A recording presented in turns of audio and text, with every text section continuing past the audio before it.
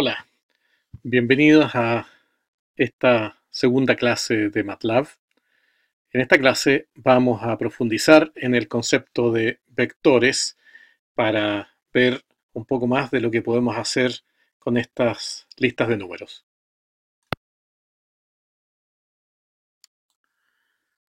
Los vectores pueden ser de dos tipos en MATLAB.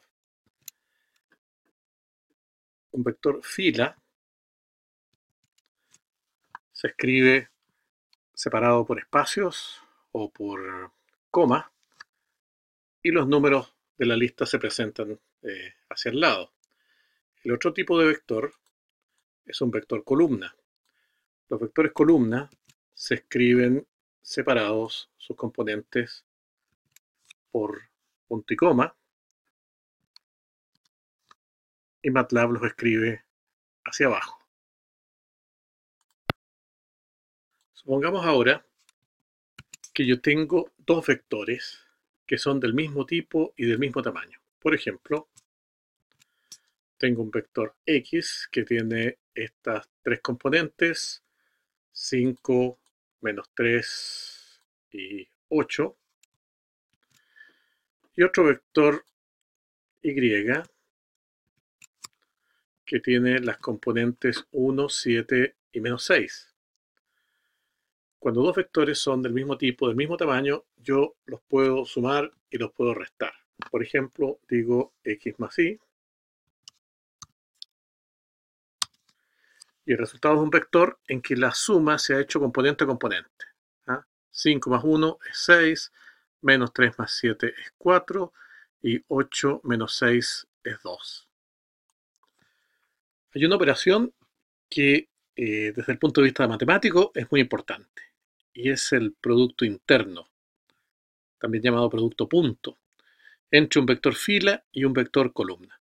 Por ejemplo, si yo tengo el vector X que sus componentes son 10, 20 y 30, y el vector Y que sus componentes son 3, 2 y 1, el producto interno se obtiene multiplicando el 10 por el 3, multiplicando el 20 por el 2, multiplicando el 30 por el 1, y esos tres resultados parciales se suman. Entonces, si tenemos X, que es 10, 20, 30, y tenemos Y, que es 3, 2, 1, vector columna, para hacer el producto interno, lo que escribimos es X asterisco Y. Este operador asterisco indica entonces producto punto.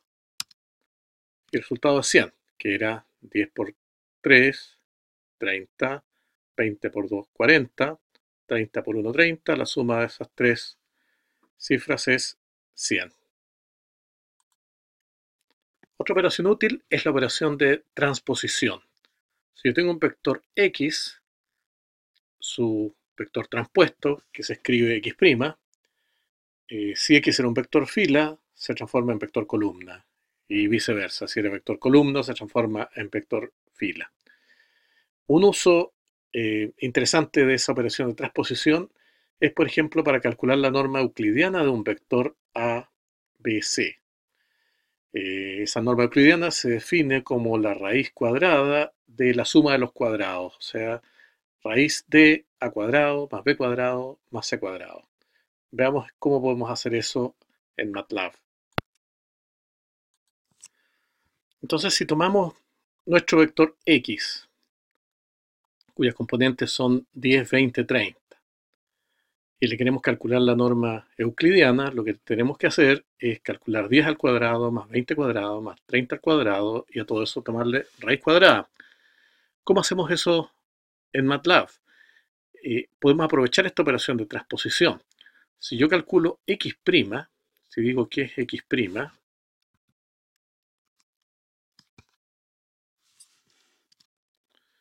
es el mismo vector 10, 20, 30 pero escrito hacia abajo.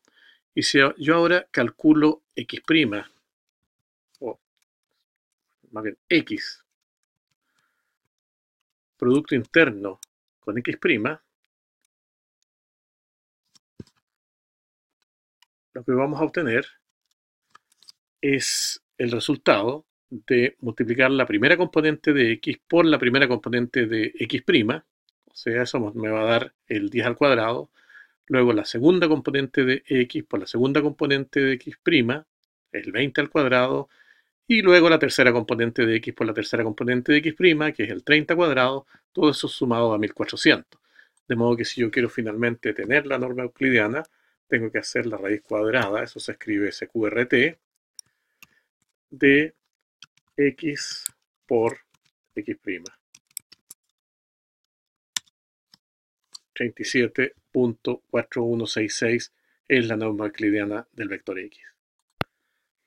En MATLAB hay una operación que es mucho más usada que este producto interno eh, y que se escribe punto asterisco. O sea, no asterisco, sino que punto asterisco.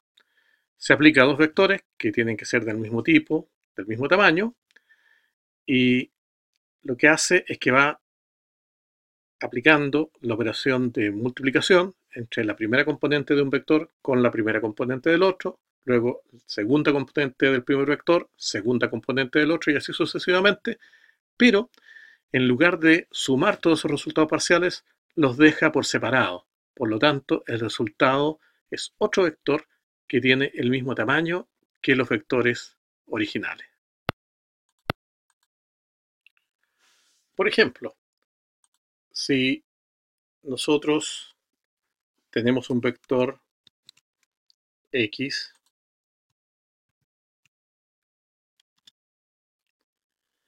y otro vector y,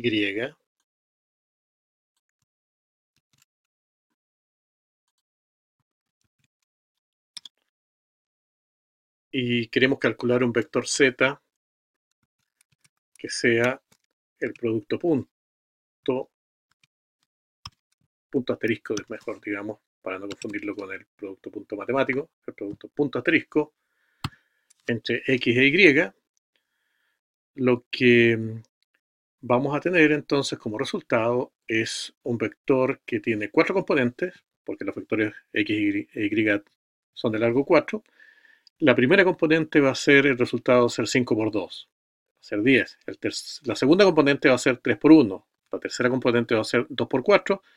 Y la última, la cuarta componente, va a ser 6 por 3. Veámoslo. Ahí tenemos entonces exactamente lo que habíamos pronosticado. Como un ejemplo, podemos aplicar esto para graficar la función x por seno de x en un cierto intervalo, x entre 0 y 6pi. El truco en este caso va a ser utilizar la operación punto asterisco para calcular x por seno de x, los valores de x por seno de x. Entonces lo que vamos a tener es un vector x, le vamos a aplicar la función seno para obtener otro vector que es seno de x, y si ahora aplicamos punto asterisco entre uno y otro, se van a ir multiplicando componente a componente, y por lo tanto en cada coordenada vamos a ir obteniendo el resultado de x por seno de x para ese punto específico. Veamos cómo queda. Entonces, lo primero que vamos a calcular es los valores de x, que tienen que ir entre 0 y 6pi. Ya vimos antes una manera de hacerlo, pero vamos a introducir una manera distinta ahora. Hay un operador que se llama linspace, que uno le da los dos extremos, punto inicial, punto final, y él se encarga de generar un vector de valores con suficiente espaciado como para que salga un gráfico bonito. ¿eh? Entonces vamos a dejar en manos de linspace la generación de los valores de x, y ahora vamos a calcular los valores de la función. Y como habíamos dicho, para eso vamos a hacer uso de el operador punto asterisco, y vamos a hacer entonces el punto asterisco entre x, que es un vector, y seno de x, que también es un vector. Son los senos de los valores de x. Y esto lo voy a ir calculando componente a componente, y por lo tanto me va a dar como resultado un vector y, que son los valores de la función x por seno de x. Y a esas alturas lo único que va quedando es decir plot de x, y,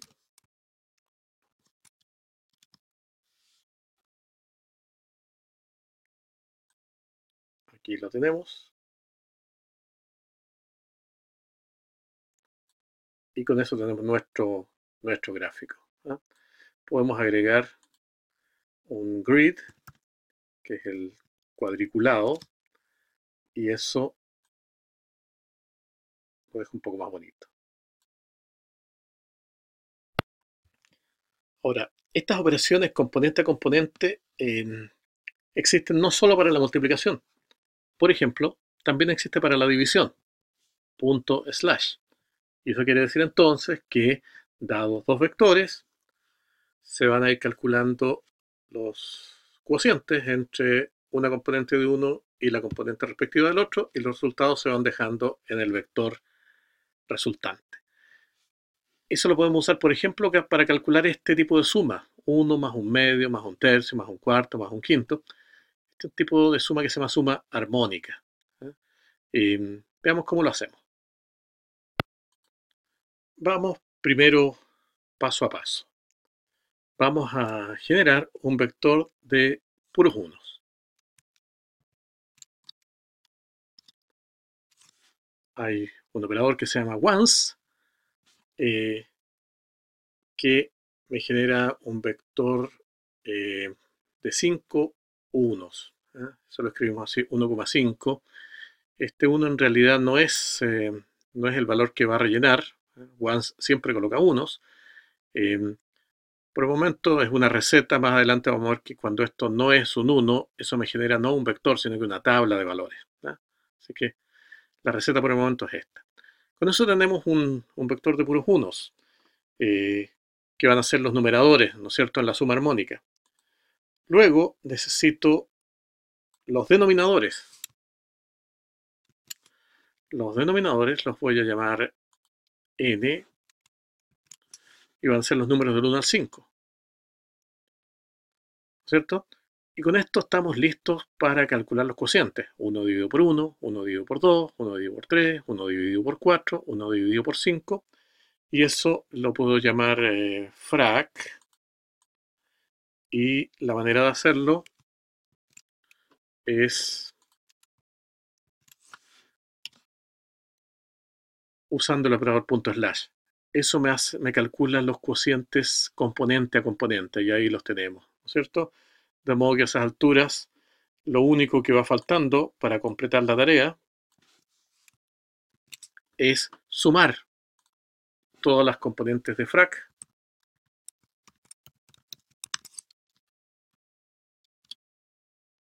y con eso tengo mi suma armónica de orden 5.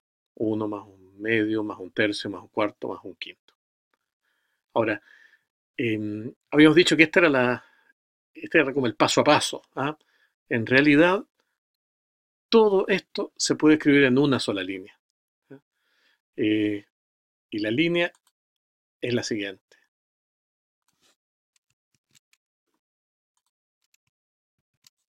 Ahí está.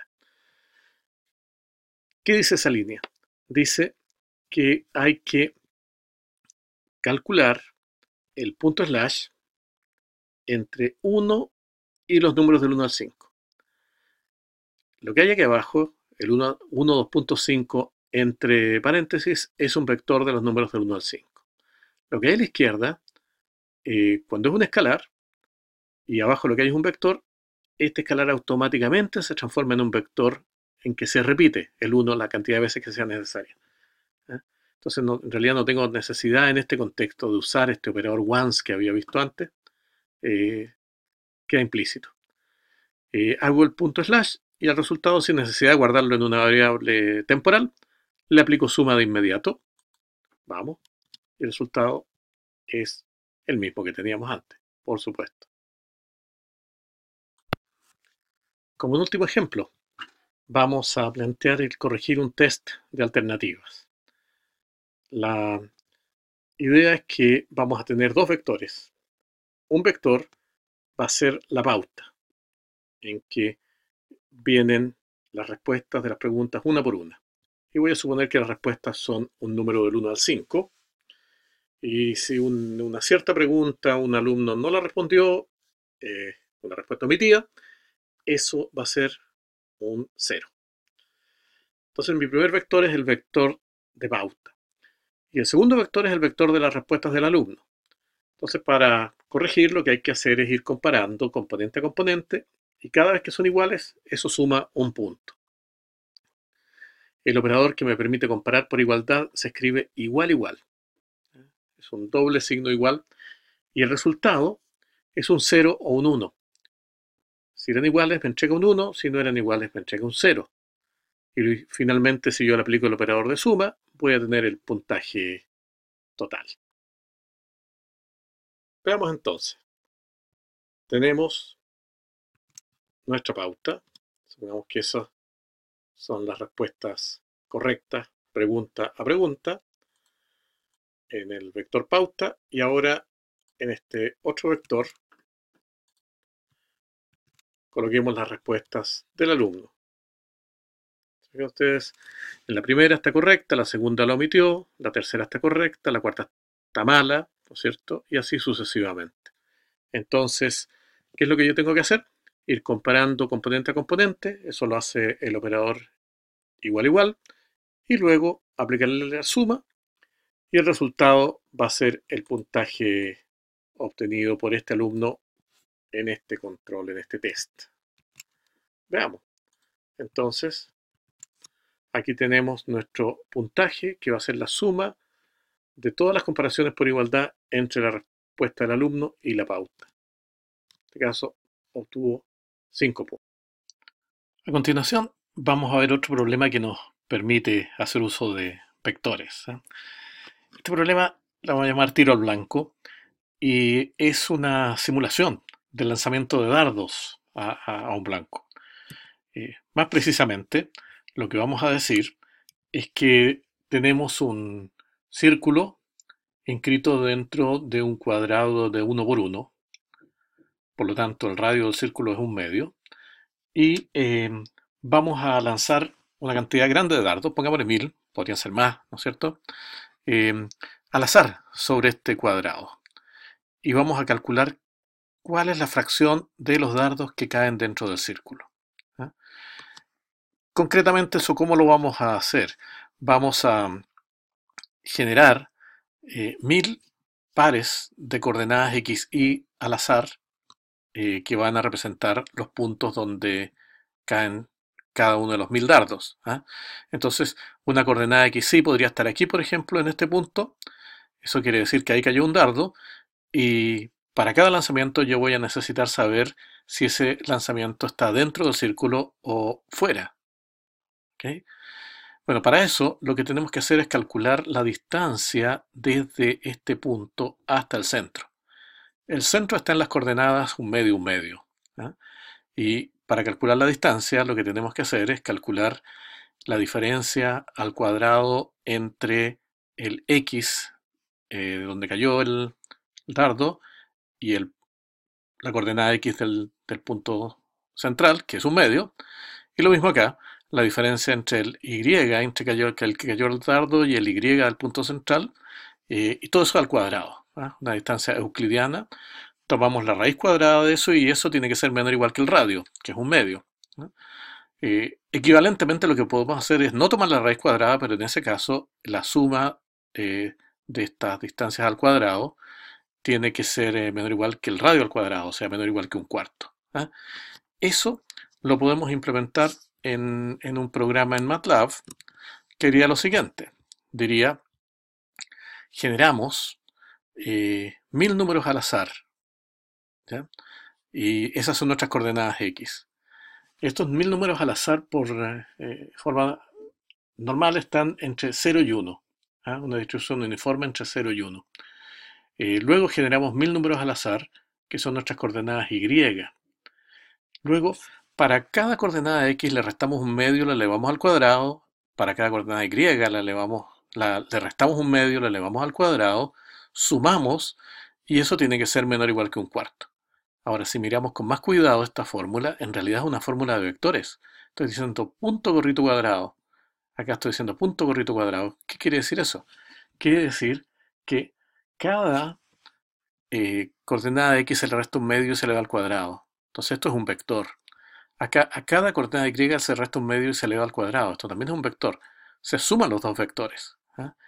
Y esa suma de vectores es la que tiene que ser menor o igual que un cuarto. Pero eso también es una comparación que se hace componente a componente.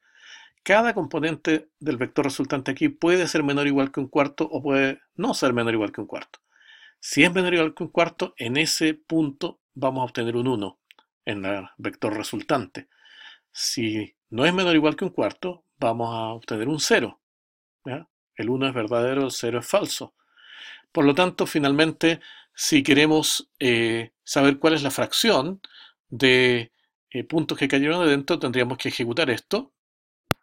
Si tomamos esto y lo ejecutamos en nuestra ventana de comandos de MATLAB,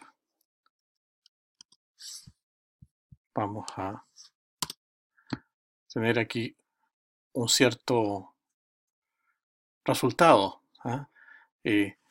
Como los números son aleatorios, si ejecutamos esto de nuevo, el resultado no tiene por qué ser el mismo. Ejecutemos de nuevo la generación de los X, la generación de los Y, el cálculo de cuáles caen dentro, el cálculo de la fracción. Son los números diferentes. Esto es porque se están generando números aleatorios, entonces el resultado también tiene una componente probabilística, pero en la medida que hagamos esto durante un tiempo cada vez más largo, el resultado deberá ir tendiendo a un cierto valor más estable. Lo que nosotros podríamos hacer es venir y repetir esto, pero ahora no para 1000, sino que para 10.000, por ejemplo. Números, lo mismo el Y, generamos 10.000 números. Vemos cuáles de ellos cayeron dentro. Vemos qué fracción es la que cayó dentro. Y ahora tenemos 0.7805. ¿Eh? Fijan ustedes que vamos obteniendo distintos números, pero en la medida que este sea un experimento más largo, debiéramos obtener una mayor precisión del resultado. Ahora, ¿cuánto es el resultado que debería dar?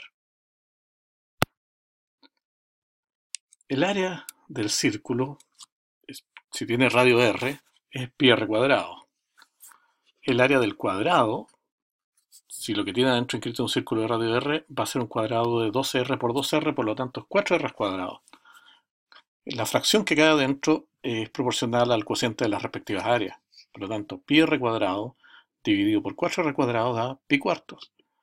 Calculemos cuánto es pi cuartos. 0.78154. Entonces estos números que estamos viendo aquí debieran ir aproximando cada vez mejor a este número que es pi cuarto.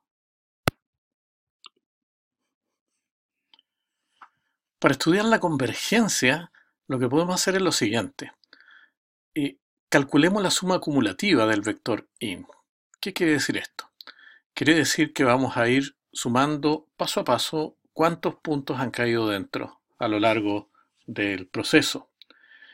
Cada uno de esos números, por ejemplo, si hemos sumado hasta el enésimo lanzamiento, hay que dividirlo por n. Entonces yo creo otro vector que son los n, que son 1, 2, 3, etcétera en adelante, y hago la fracción que es el acum punto dividido por n. Entonces, para cada componente de acum lo divido por el respectivo n y eso queda en un vector de fracciones. Entonces, paso a paso yo voy calculando cuál es la fracción de los lanzamientos que han caído adentro. Y eso lo puedo graficar y el resultado va a ser algo de este estilo. En donde nosotros vemos que inicialmente hay oscilaciones, sube, baja, etcétera, etcétera, pero a medida que avanza el proceso empieza a estabilizarse cada vez más y a medida que el número de lanzamientos crece, ¿no es cierto?, tiende a infinito, esto debiera tender a pi cuartos, por lo que se llama en probabilidades la ley de los grandes números. Finalmente, en la clase de hoy vamos a ver algo que probablemente ustedes conozcan, que es el triángulo de Pascal.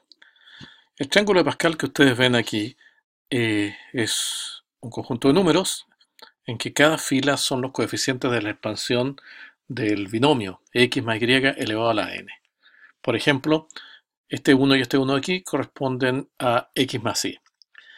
Este es el cuadrado del binomio, x cuadrado más 2xy más y cuadrado. Este es el cubo del binomio, x cubo más x cuadrado, 3x cuadrado y más 3xy cuadrado más y cubo. Y así sucesivamente.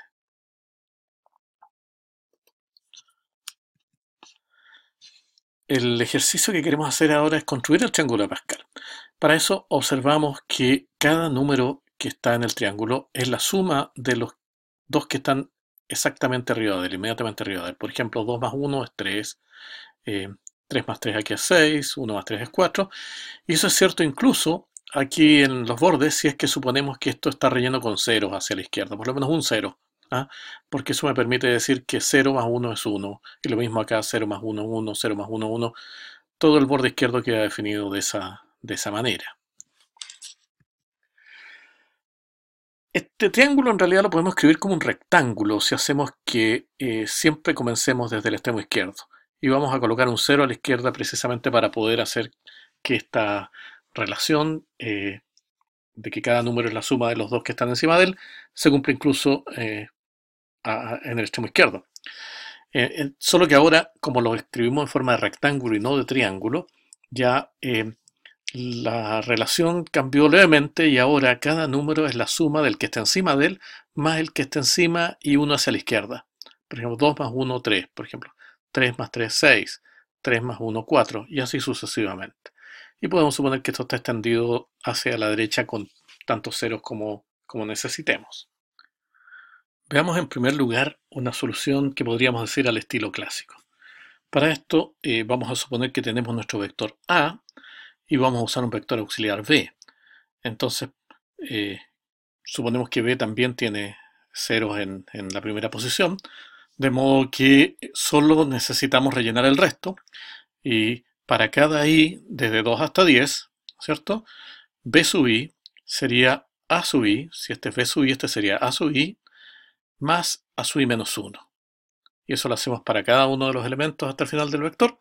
Y finalmente decimos A igual B, y con eso el nuevo vector quedó exactamente encima del antiguo vector. Hemos calculado la nueva fila en el mismo vector A.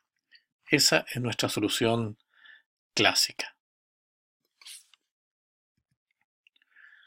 Veamos ahora lo mismo, pero lo que podríamos llamar al estilo MATLAB. El estilo MATLAB consiste en tratar de trabajar con vectores completos, no haciendo uso de la instrucción for, sino que usando las operaciones vectoriales. ¿Y cómo lo podemos hacer? Lo que podemos decir es lo siguiente. Suponiendo nuevamente que el primer casillero de A ya es un 0, solo necesitamos calcular el A desde el 2 hasta el 10, ¿cierto? Supongamos que este sería el A desde el 2 en adelante. El A desde el 2 en adelante, yo lo puedo calcular como el mismo A del 2 en adelante, con lo cual estaría diciendo cada casillero de aquí se calcula en base al que está inmediatamente encima. Y lo único que me falta es decir cómo le agrego el que está arriba pero uno hacia la izquierda. Y ahí yo digo, lo que yo voy a hacer ahí es tomar un vector del mismo A, pero otro trozo del vector A. El trozo que parte del casillero 1 y llega hasta 1 menos que el final. A de 1 a 9 en este ejemplo. ¿Y qué es lo que sucede? Si yo tomo ese vector que parte desde el primer casillero en adelante y lo sumo con este otro que parte del segundo vector en adelante, esos dos vectores automáticamente el sistema los pone alineados para poder sumarlos. Y el efecto que eso tiene es entonces que cada elemento está obteniéndose a partir de la suma del que está inmediatamente encima, más el que está uno hacia la izquierda. Y eso es lo que dice esto. El A desde el 2 hasta el 10 se obtiene sumando el mismo A del 2 hasta el 10 más el A de 1 al 9. Esa es nuestra solución al estilo MATLAB. Probemos esto en MATLAB. Si hacemos que A es Es un vector de ceros de largo 10. Obtengo aquí mi vector de ceros, digo que A sub 2 vale 1, tengo aquí mi primera fila, ¿no es cierto? Entonces ahora puedo venir y decir, poner la fórmula que acabo de generar, y ahí tengo la segunda fila. Aquí tengo mi 0, 1, 1, etc. Ejecuto de nuevo la operación, ahí está la tercera fila, 1, 2, 1. La misma operación, ahora tengo el 1, 3, 3, 1, y así sucesivamente. De esa manera puedo ir construyendo el rectángulo de Pascal. Y con eso concluimos nuestra segunda clase de MATLAB.